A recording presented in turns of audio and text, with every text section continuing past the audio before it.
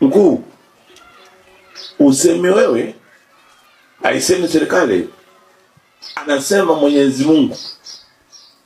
Ukitaka kuwasaidia watu maskini, somesha watoto wao.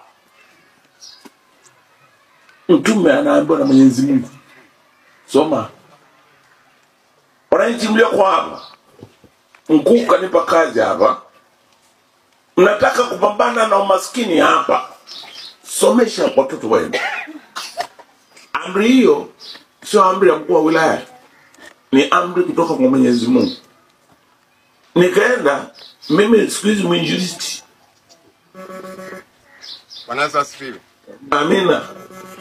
Nasoma Biblia inasema mshike sana elimu, usimwache aende zake, kwani yeye ndio uzima wako.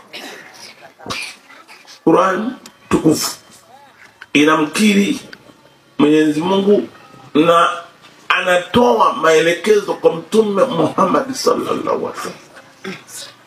Anasema soma, na Biblia nayo inakiri hivyo, mshike sana elimu, usiache.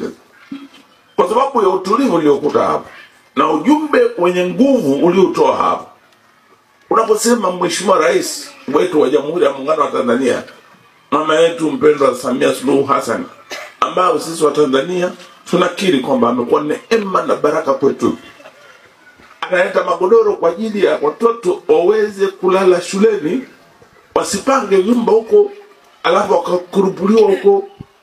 Na unajua shetani sifa yake kubwa ni bidii. Kama ujui sifa kubwa ya shetani ni bidii. Sema bidii. Anataka watoto walale shuleni, watoto wasome. Kwa tunampongeza rais wetu anapopigania elimu ya watoto wa Tanzania. Wasipange nyumba huko, wakipanga huko wanaparuliwa, kwa sababu shetani ana bidii. Atawavuruga. Na shetani hata tukisema haya maneno tunasema hapa hataki kuyasikia.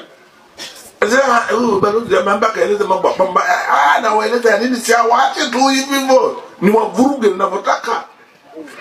Ndio bidii ya shetani hiyo. Kwa hiyo mheshimiwa, wewe unazungumza hapa habari ya sasa afuta hela.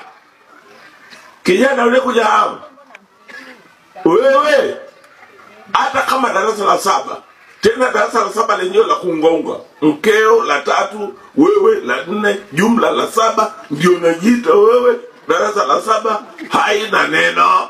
Tafuta hela.